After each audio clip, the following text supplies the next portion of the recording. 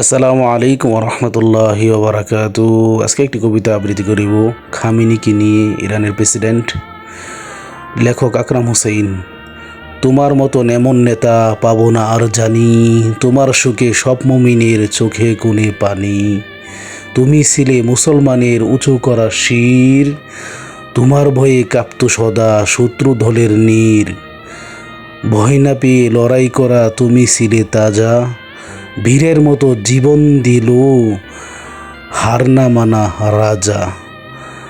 দেখানো পথ ছিল তোমার মুক্তিপণের জয়, বিশ্বজুড়ে অমর তুমি, ভুলে যাবার নয়।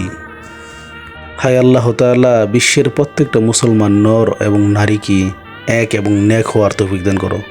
প্রত্যেকটা মুসলমান রাষ্ট্রকে এক হওয়ার তৌফিক দান করো। হায় আল্লাহ তাআলা, আর কত চাও শহীদ খুদা, আর কত কান্দন, আসবে কবে এই জমিনে তোমারই শাসন।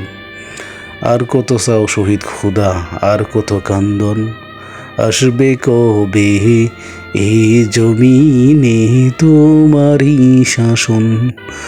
আর কত চাও শহীদ খোদা, আর কত কান্দন, আসবে কবে এই জমিনে তোমারই শাসন।